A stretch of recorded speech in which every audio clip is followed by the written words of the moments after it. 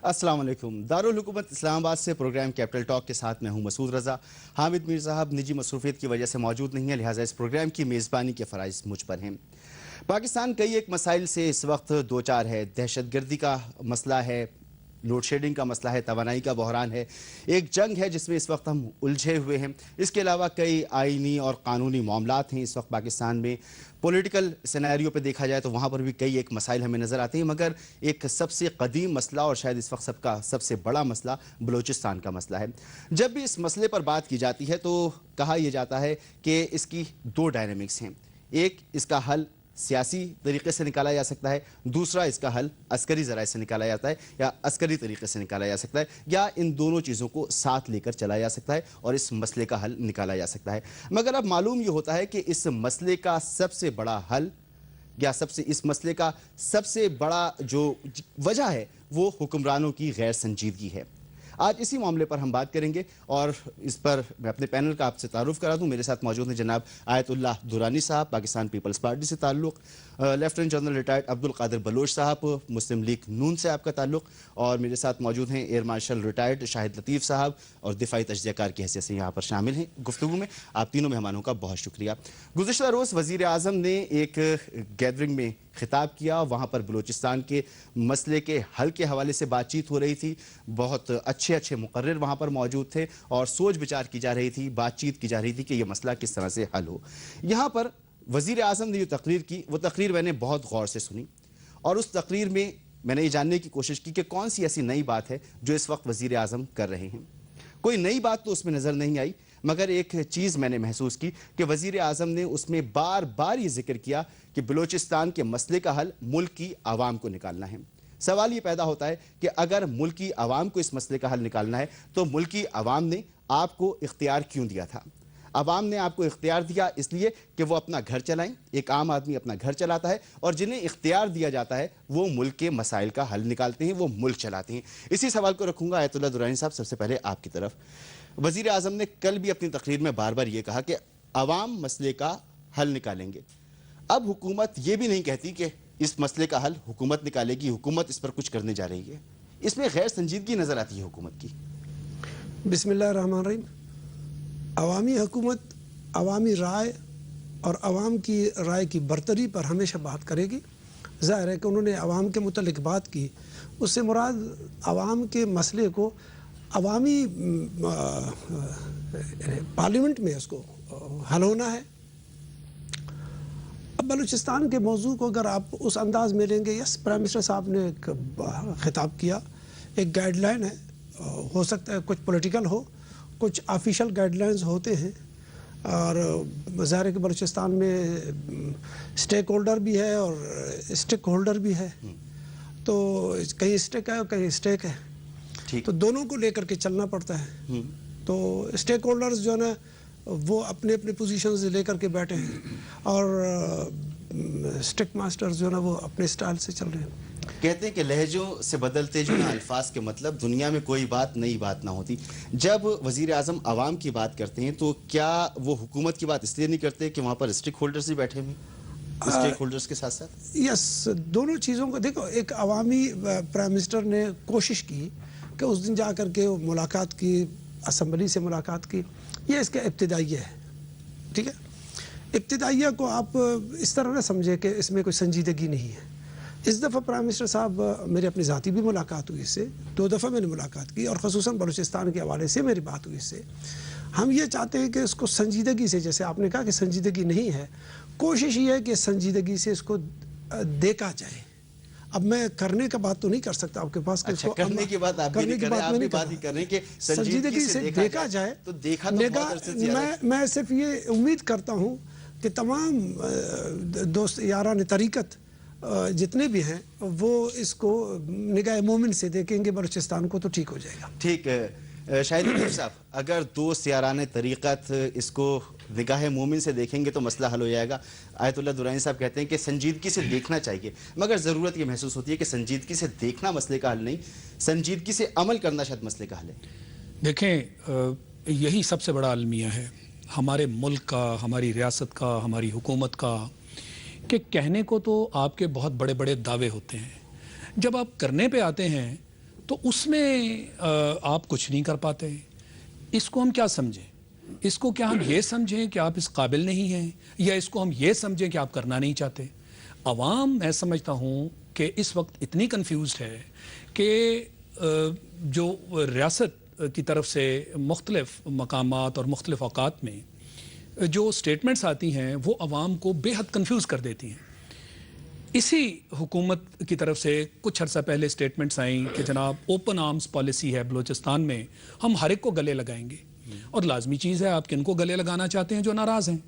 جو ناراض نہیں ہیں وہ تو پہلے ہی آپ کے گلے لگے ہوئے ہیں. اب یکدم ایک سٹیٹمنٹ آ جاتی ہے پرائم منسٹر صاحب کی، اور وہ کہتے ہیں جناب کہ جنہوں نے جھنڈے جلائے ہیں ہم تو ان سے بات بھی نہیں کریں گے.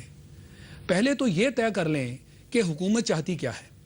اگر آپ کرنے والی پوزیشن میں اتنے کنفیوز ہیں اور پھر آپ عوام کے سر تھوپ دیتے ہیں، عوام کیا کرے؟ جیسے آپ نے اپنی انٹروڈکشن میں بات کی، بالکل اچھی بات کی کہ عوام نے آپ کو ووٹس کے ذریعے ایک پوزیشن تک پہنچایا تاکہ آپ عوام کے مسائل حل کریں.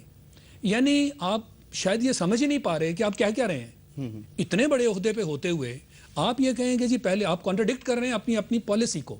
آپ کی کچھ دیر پہلے کی پالیسی جو کہ آن ریکارڈ ہے، اور آپ نے کہا جی ہم کھلے دل سے اور کھلے جو ہے بازوؤں سے سب کو گلے لگائیں گے. اور پھر آپ نے آپ کے پھر جو ہائیسٹ اپوائنٹمنٹ ہولڈرز ہیں، آپ کے پریزیڈنٹ صاحب، انہوں نے معافی مانگی. یہ بھی آن ریکارڈ ہے.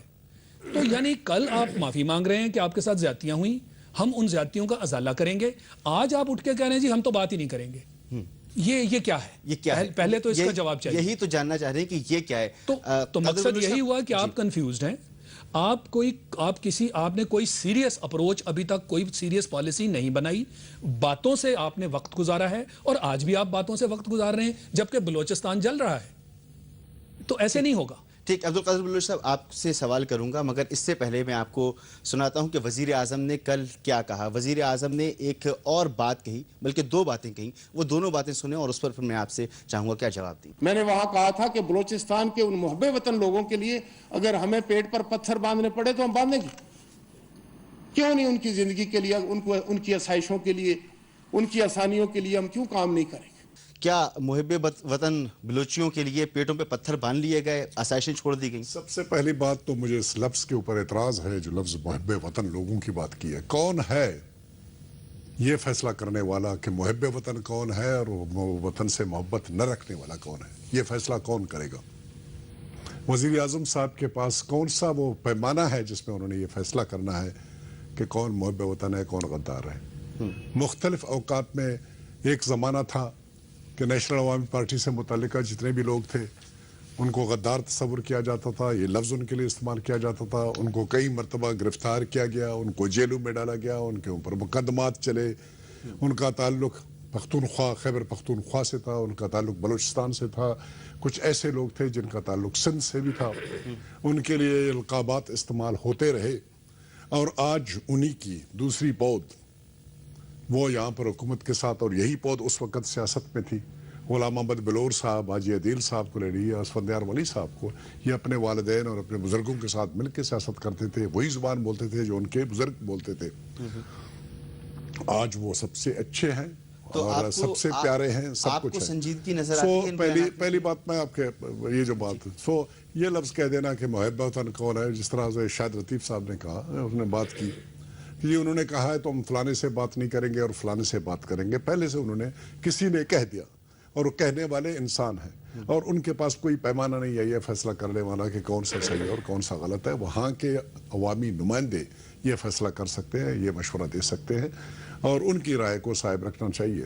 دوسری بات، انہوں نے پیٹ پہ پتھر رکھنے والی بات کی. یہ تو it's a big joke with Balochistan. I am sorry to say 4.5 سال گزر گئے ہیں.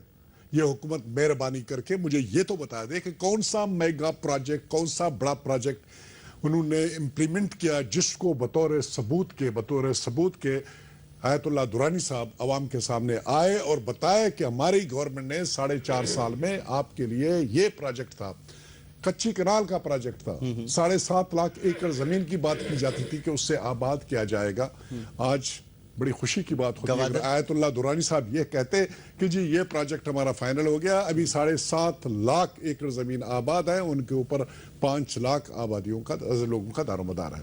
मुझे बड़ी खुशी होती है अगर आयतुल्लाह दुरानी साहब ये कहते हैं कि ग्वादर पोर्ट जो इनिशियली कंसीव किया गया था कि इब्तदाई तौर पर उसमें 14 बर्थ होंगे और उसका एक रोड इंफ्रास्ट्रक्चर बनेगा और वो रोड इंफ्रास्ट्रक्चर उसको मेन लैंड पंजाब के साथ और बियॉन्ड कनेक्ट करेगा और अफगानिस्तान के थ्रू सेंट्रल एशियन स्टेट से और अफगानिस्तान से उसको कनेक्ट करेगा बलूचिस्तान से। ज़रा मैं ये जानना चाहूँगा इस गवर्नमेंट से जो पेट पर पत्थर बांधने वाला है, ये वज़ीर आज़म साहब हमारे इंतहाई एहतराम के साथ उनके बारे में बात करूँगा, ये कैबिनेट के पहले भी हिस्सा थे और इनके मुरब्बी, इनका मेहरबान, इनका जो इनको गाइडलाइन देने वाला वो बंदा एक ही है, वो ऊपर बैठा हुआ है। तो उस वक्त कहाँ गई उसकी गाइडलाइन? अभी सडनली पेट पे पत्थर रखने वाली बात है। ये 6 महीने में कौन सी रोड इंफ्रास्ट्रक्चर को कंप्लीट करेंगे? ठीक, रेखोदिक का एक मेजर प्रोजेक्ट था, मैं जरा रेखोदिक का प्रोजेक्ट था, उसको उन्होंने क्या कर दिया, वहां पर 7,500 आदमियों को जॉब मिलने थे, वहां पर 2,500 घर बनने थे, वहां पर एक एयरपोर्ट बनना था, वहां पर एक स्कूल बनना था, वहां पर एक तमाम प्रोजेक्ट्स वहां पर कंप्लीट नहीं हो सके। कोई बड़ा मेगा प्रोजेक्ट ये हुकूमत दे नहीं सकी बलूचिस्तान को। आयतुल्लाह दुरानी साहब, ये हुकूमत कोई मेगा प्रोजेक्ट बलूचिस्तान को दे नहीं सकी, वहां की इक्तिसादी हालत को बेहतर कर नहीं सकी, वहां पर लोगों में एहसास महरूमी उसको खत्म नहीं किया जा सका। एक मजाक मालूम होता है। कोट करें, मैं चाहूंगा आयतुल्लाह दुरानी साहब से एक प्रोजेक्ट। यकीनन जो आप बात कर रहे हैं जिस प्रोजेक्ट की, सबसे पहले पाकिस्तान पीपल्स पार्टी ने अपने पहली मीटिंग में एक फैसला किया, इसकी सदारत जनाब आसिफ जरदारी साहब ने की। उस वक्त वो प्रेसिडेंट पाकिस्तान नहीं थे। उन्होंने अगर माफी मांगी तो सबसे पहले पॉलिटिकल मैसेज था। ये बताएं एक लोगों की देखिए, एक लफ्ज़ अगर आप मुझे मैं कभी किसी पर बोलता नहीं, ठीक, मैं सुनता हूँ, अगर इजाज़त है तो मैं जी बोलिए। बात यह है कि सबसे पहले हमने उसका मसले का हल को, जो बुनियादी फ़लसफ़ा है इसका बलूचिस्तान का, वो है इसका सियासी। हमने सबसे पहले उसके सियासी मसले को देखा, तो सियासी मसले के अंदर हमें ये मिला कि उसमें जब तक हम सूबे के सियासी मसले को एड्रेस नहीं करेंगे उस वक्त तक हम आगे नहीं जा सकते। वो था इज़्ज़त नफ्स का पहला हिस्सा, सूबाई खुद मुख्तारी, और वो कंकरेंट लिस्ट जिसको पूरा पाकिस्तान ने भी रखना था। वो अवार्ड्स जो पाकिस्तान का, पहले हमारा वज़ीर आला जब भी आ जाता था तो यहाँ तनख्वाहों के लिए महीने में आ जाता था। जब जनाब आसिफ जरदारी साहब ने इस फैसले को दिया, खुद दिया, उनके कहने पर, उसका कोई वज़ीर आज़म नहीं बना हुआ था, उसका कोई वज़ीर आज़म का पैटर्न भी नहीं बना था, लेकिन आसिफ जरदारी साहब ने पहले मीटिंग में भी ये कहा कि मैं बलूचिस्तान को ये देने जा रहा हूँ, इसकी माफ़ी का ऐलान। साथ साथ उन्होंने ये कहा कि मैं बलूचिस्तान के तमाम मिनरल्स को, यानी वसाइल पर बलूचिस्तान के आवाम को इख्तियार भी दे रहा हूँ। उसमें पूरे पाकिस्तान के तमाम सूबे भी शामिल हैं। याद रखना कि सूबाई खुद मुख्तारी में बलूचिस्तान लीड था, तो लिहाजा बलूचिस्तान के लीड पोजीशन को कबूल किया गया और पूरे पाकिस्तान के पोजीशन को बहाल करके उसमें रखा गया। दूसरी बात, कल बलूचिस्तान, मैं एज ए बलूचिस्तानी आपको बात बता रहा हूँ कि मैंने क्या किया कि इस वक्त बलूचिस्तान में पिछले साल के बजट को लीजिए, इस साल के बजट को लीजिए, तो इस साल बलूचिस्तान में जिस वक्त हम यहाँ आकर के बैठे थे MN, उस वक्त बलूचिस्तान का बजट था 6 अरब रुपए डेवलपमेंट का। और इस साल मैं इस पोजीशन पर बैठा हूँ, इस वक्त जनरल साहब बैठे हैं ना, मुझसे क्वेश्चन कर रहे हैं, तो इस वक्त मेरा पोजीशन ये है कि आज के बजट में वो तकरीबन 200 अरब रुपए का बलूचिस्तान का डेवलपमेंट और नॉन डेवलपमेंट बन रहा है, जबकि डेवलपमेंट बजट जो है ना वो करीब 100 बिलियन, यानी 100 अरब रुपए के करीब पहुंचा हुआ है। अच्छा, ठीक है, एक से अब उसमें पहले इख्तियारदार था मरकज पाकिस्तान का, इस्लामाबाद फैसला कुनिंदा था। आज बलूचिस्तान का, मेरे दौर में फैसला कुनिंदा बलूचिस्तान का अपना हेडक्वार्टर है, क्वेटा है। बलूचिस्तान का पहाड़ पे बैठा हुआ हर वो शख्स है जो बलूचिस्तान में खुद है, वो फैसला करेगा अपने बजट का, वो अपने फैसला करेगा अपने डेवलपमेंट के स्टाइल का, वो अपने फैसला करेगा अपने लैंड ऑर्डर का। आज बलूचिस्तान के तमाम लैंड ऑर्डर के सिचुएशन को इख्तियार ये करेगा।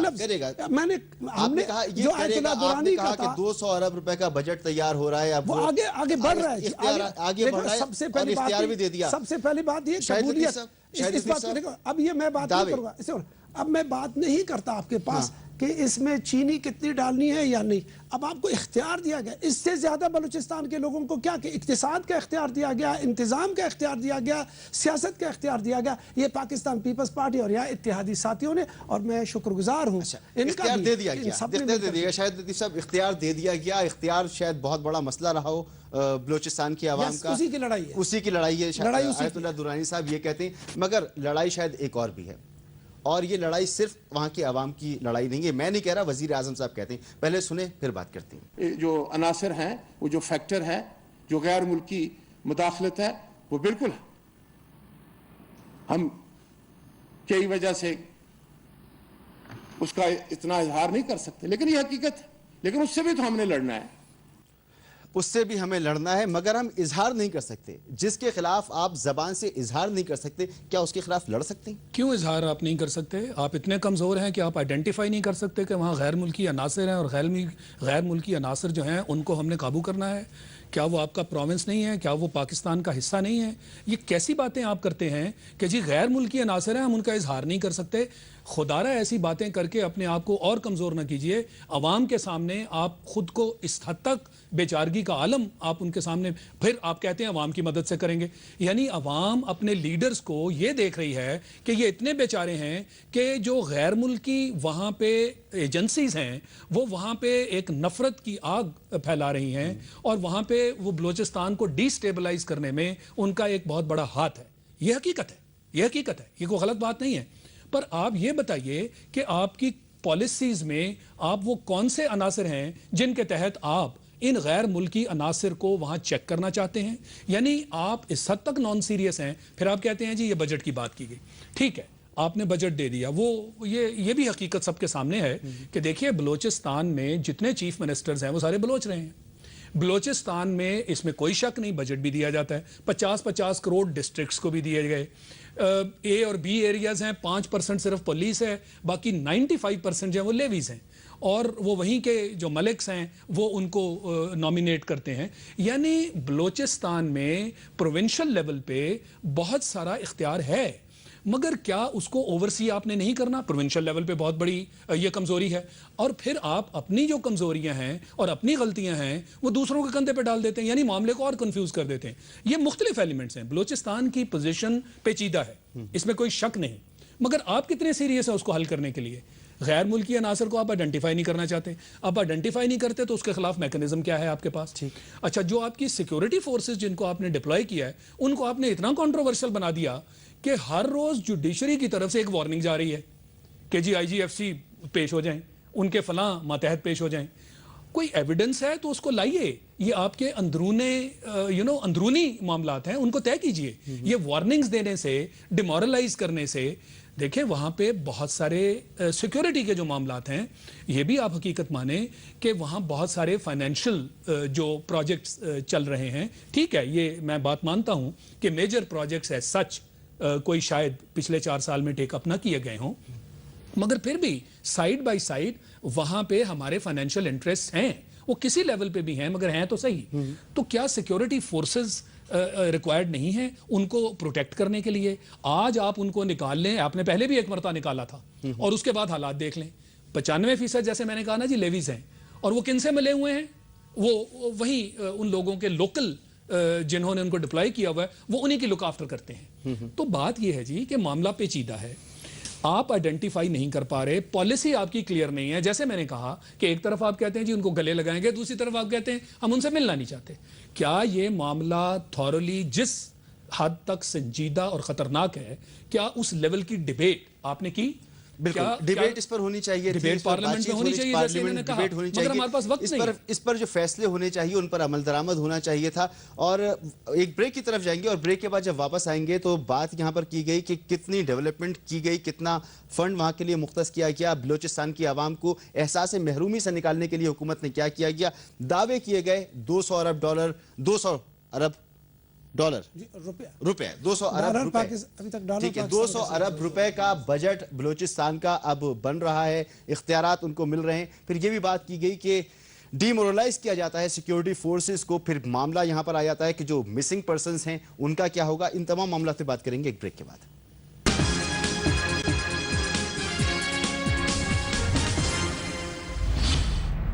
जी वेलकम बैक। यहाँ बात हो रही है बलूचिस्तान के मसले पर और जो गुफ्तगू की जा रही है वो ये कि हुकूमत कितनी संजीदा है।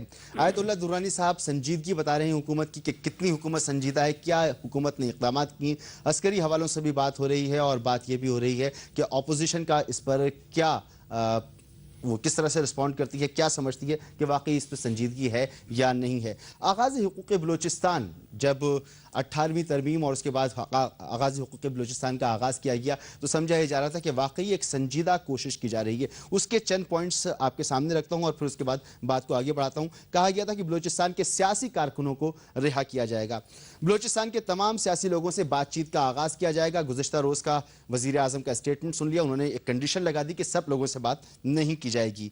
मुल्क से बाहर बलूच रहनुमाओं को वापस लाया जाएगा, ऐसा भी अभी नजर नहीं आ रहा। सूई के इलाके से फौज को वापस बुला लिया जाएगा, लापता अफराद की बाजियाबी के लिए कमीशन बनाया जाएगा और इस तरह की बहुत सी बातें की गई थी। जी अब्दुल क़ादिर बलोच साहब, आगाज़ हुकूक़ बलूचिस्तान पैकेज कहीं गुम होकर रह गया।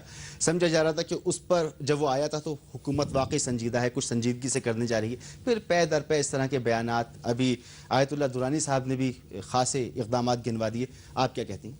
मसूद भाई, मैं इसी कमरे में इसी कैपिटल टॉक के हामिद मीर साहब के सामने भी कई मरतबा इसके ऊपर कमेंट कर चुका हूँ।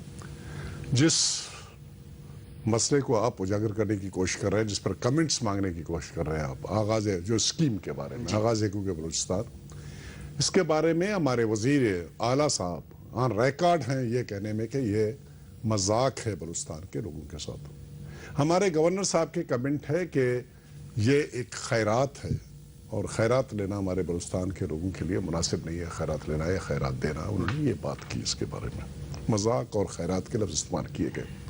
जो कुछ आपने यहाँ पर शो किया, हमें यहाँ पर दिखाने की कोशिश की, आयतुल्लाह दुरानी साहब ज़्यादा बेहतर बता सकेंगे कि इसके बारे में इस पर कितना अमल दरामद हुआ, क्या कार्रवाई की गई और क्या नहीं की गई। मेरे ख्याल के मुताबिक ये 5-6 नुकात जो आपने दिखाए थे, इनमें से किसी एक के ऊपर एक कदम भी मेरे ख्याल में उठाया नहीं गया है, सवाए मिलिट्री ऑपरेशन वाली बात के फौजी ऑपरेशन ख़त्म किया जाएगा सुई के इलाके से।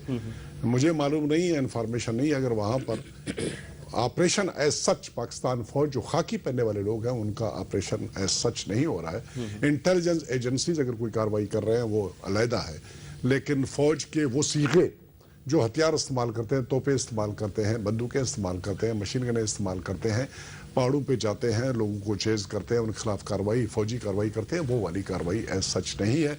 उस एक्सटेंट तक अगर इस किस्म की कोई कार्रवाई हो रही थी तो वो उन्होंने वो कहते हैं बंद है, तो हम यकीन कर लेंगे कि वो बंद है, बाकी कोई किसी किस्म की कार्रवाई नहीं हुई। ये रहा आपके उस सवाल का जवाब। कुछ हमारे दोस्तों ने बात की यहाँ पर, उसके बारे में मैं थोड़ी सी, शायद भाई ने बहुत खूबसूरत बात की, बहुत अच्छी बात की उन्होंने कि गैर मुल्की मुदाखलत के बारे में।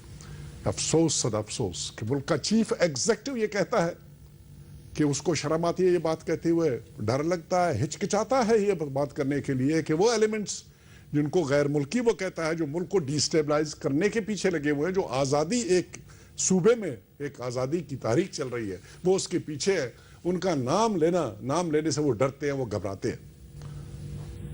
बहुत अच्छी बात की उन्होंने, मैं आगे कमेंट नहीं करूंगा, इसको यहाँ पर छोड़ दूंगा। शायद भाई के एक और पॉइंट के ऊपर मैं कमेंट करना चाहूंगा, ये लेवीज वाली बात और ये पुलिस वाली बात, ये हमारे इलाके का मसला है। इस वक्त लेवीज किसी मलिक, किसी सरदार, किसी नवाब का फोर्स नहीं है, ये हम रिकॉर्ड पे क्लियर करना चाहते हैं। नंबर 1, ये डिप्टी कमिश्नर इनको अपॉइंट करते हैं, डिप्टी कमिश्नर के नीचे ये लोग होते हैं, डिप्टी कमिश्नर, असिस्टेंट कमिश्नर, और नायब तहसीलदार इनका कमांड करता है।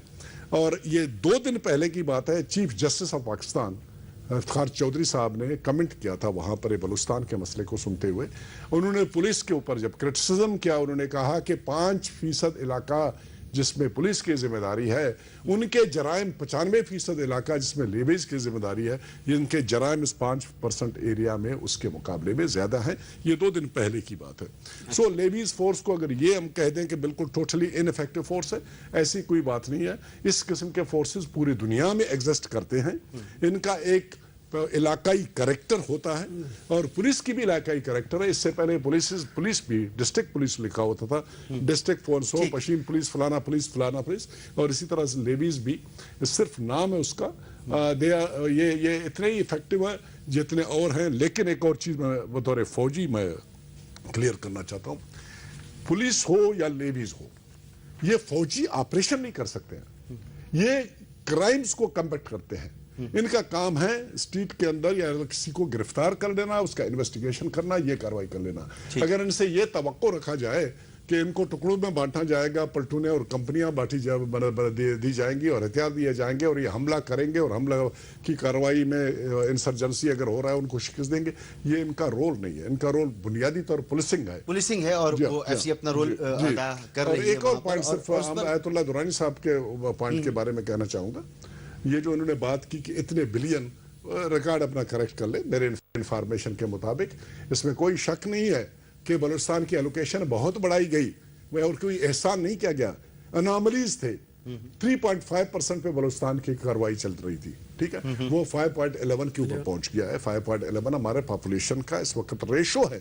98 کی سینسس کے مطابق ہمارا ریشو ہے. اس کے مطابق ہمیں ابھی فیڈرل کٹی سے جو پیسے مل رہے ہیں وہ اس طرح سے مل رہے ہیں، وہ رقم اتنا بڑھ گیا.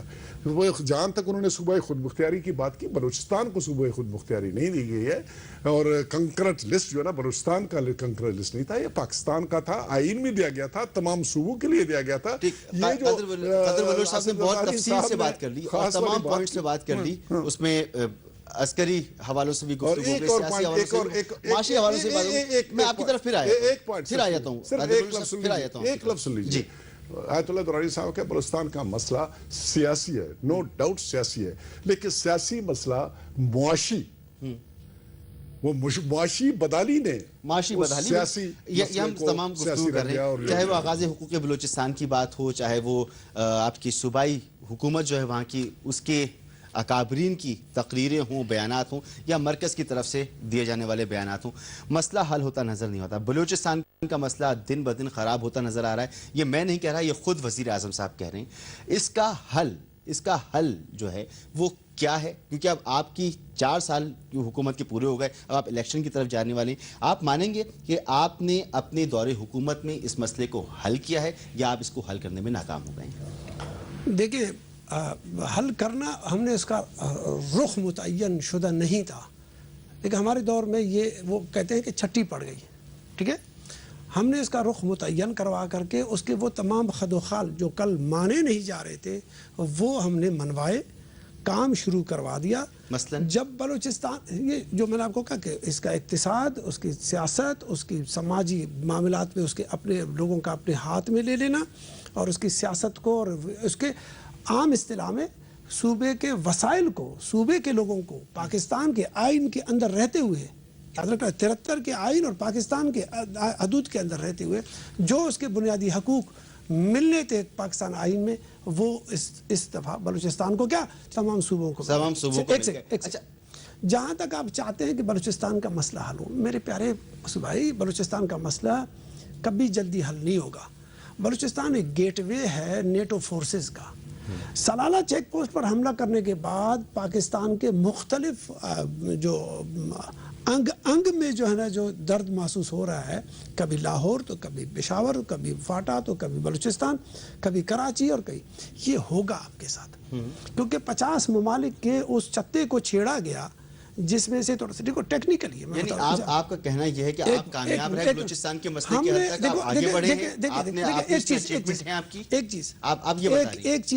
ایک پورشن بلوچستان کا یا پاکستان پیپلز پارٹی کا یا عوامی نمائندوں کا یا پاکستان کی سیاست کے سیاست مداروں کا ہے، جس کا تعلق جناب آصف زرداری، وزیر اعظم اور وزراء اور ایم این ایز اور ایم پی ایز سینیٹرز کے ساتھ ہے. وہ تو ہم نے اچیو کرنا شروع کیا، اس کا رزلٹ آپ کے ساتھ بہت کچھ آگے جا چکا ہے. اچھا، نمبر 1 جہاں تک وہ ہے کہ دنیا کی عسکری کمانڈ اینڈ کنٹرول، دنیا کے وہ معاملات جو کل جنرل صاحبان نے اور مارشل صاحبان نے ہمارے سر پہ چٹی کر کے رکھا ہوا، بہت پرانا ایک واقعہ جو ان کی دوستانہ محبت تعلقات. یہاں سے بات کو آگے بڑھاتے ہیں، آگے بڑھائیں گے. میں آپ ہی سے بات کروں گا، اس کو یہیں سے بات کو آگے بڑھائیں گے. آپ نے کہا کہ سیاسی میدان میں جو کچھ ہو سکتا تھا وہ سیاسی شخصیات نے، سیاسی فورسز نے کیا. عسکری میدان میں ہمیں شاید ہم وہ سب کچھ نہیں کر سکے جو کرنا چاہتے تھے. وزیر اعظم اس بارے میں کیا کہتے ہیں؟ لا اینڈ آرڈر رکھنا تو حکومت کا فرض ہے، اور یہ صوبے کی حکومت کا فرض ہے. وفاقی حکومت تو ان کی مدد کے لیے جاتی، اور جہاں چیف منسٹر بلوچستان چاہتا ہے وہاں ایف سی آپریٹ کرتی. جی، جہاں پر سیاسی قیادت چاہتی ہے وہاں پر فورسز آپریٹ کرتی ہیں. اس معاملے پر آگے بات کریں گے لیکن ایک بریک کے بعد. Welcome back. बलूचिस्तान के मसले के हवाले से बात हो रही है और ये कहा गया यहाँ पर कि सियासी क़ुव्वतों ने अपना काम भरपूर तरीके से किया मगर अस्करी मैदान में शायद कुछ कमी बेशी रह गई। वज़ीर आज़म की गुफ्तगू भी हमने सुनाई जिसमें वज़ीर आज़म ने कहा कि सियासी क़ुव्वतों की ये जिम्मेदारी है कि वो लॉ एंड ऑर्डर की सूरत हाल को काबू में करने के लिए जो अस्करी इदारे हैं, लॉ इन्फोर्समेंट एजेंसीज़ हैं, उनको इस्तेमाल करें। यस, तो क्या सूबाई अब क़यादत ने आपकी सही तौर पर इस्तेमाल नहीं किया? अब सूरत हाल ये है कि बलूचिस्तान के मौजू को पाकिस्तान से अलहदा कर लेते कुछ देर के लिए। हम ये कहते हैं कि बलूचिस्तान का मसला चूँकि दूसरी तरफ से सियासी मैदान के अमल के जो लोग हैं जो मैदान जंग में मौजूद है, जंगी हालत में है बलूचिस्तान, इसको हम इनकार नहीं करते। वो मुतालिबात जो है ना, वो अपने जिस मुतालिबे को जिस एंगल से ले जा रहे हैं उसमें आमना सामना है, ठीक है। उस मसले को हल करने के लिए पॉलिटिक्स, उसके लिए बातचीत, उसके लिए एक दूसरे को समझना, दो कदम आगे चलना, एक कदम पीछे चलना, ये हुकूमत और अवाम और उसके बीच में हो सकता है, जिसका एक कदम इंशाल्लाह अनकरीब आपके सामने आ जाएगा कि गवर्नमेंट पहल करेगी, हर एक के साथ मुज़ाकरात करेगी, हर फोरम पे मुज़ाकरात करने को तैयार है, हर जगह जाने को तैयार है। यही वज़ीर आज़म हर एक से बातचीत करने को तैयार है। एक दूसरा है वो गेटवे, वो बलूचिस्तान, जिसकी अस्करी मामलात मुस्तकबिल में हमसायों की वजह से, हमसायगी के हालात के अबतर होने के मामला। आज़म ने तो नाम नहीं लिया, आप तो नाम ले ली। मैं तो ले लूँगा, अफगानिस्तान का है, ईरान का है, पाकिस्तान का है, अमेरिका है, अक़वाम मुत्तहिदा के 50 ममालिक हैं, बाकी आपके बहुत ही अरबी और अजमी दोस्त अहबाब हैं, उन सब के साथ आपके अच्छे ताल्लुकदारी रह चुका है ना, उसको भुगतोगे, सब इन्वॉल्व हैं, अल्लाह के वो भुगतोगे ना, सबके साथ दोस्तियां रखने के नतीजे में सबको, हाँ, सबके लिए किराए का सिपाही कैसे से, चाहे पॉलिटिकल है, चाहे सोशल है, चाहे फौजी है, चाहे इंटेलिजेंस है, सबको हाँ भरिए ना। अब भुगतो नहीं करोगे, डॉलर ले चुके हो, वो कर्जदार के साथ वो डॉलर ले चुके हो, अब भुगतोगे। डॉलर तो जितने 60 सालों में हमने लिए उससे डबल तो हमने 4 सालों में ले लिए। मेरे प्यारे, मैं आपको बता रहा हूँ, मैंने आपको कहा, मैंने पॉलिटिकल किराए का सिपाही बोला, जर्नल किराए का सिपाही बोला, इंटेलिजेंस किराए का सिपाही बोला, ताजिर किराए का सिपाही बोला, हर चीज़ को बोला ना। आपको बड़ा शौक था ना दुनिया के साथ इस तरह चलने का, भुगतोगे, मजीद भुगतने के दिन आ गए, समंदर में वो पहुँच चुका है, आपके साथ ताल्लुकदारी है। अभी एक पिच पर तोड़ से खेलने की कोशिश की आसिफ जरदारी साहब ने, रूस के साथ ताल्लुकदारी को ठीक किया, चीन के साथ ताल्लुकदारी को ठीक किया, करेंसी के मामलात को ठीक किया, बलूचिस्तान के मामलात पर आगे बढ़े।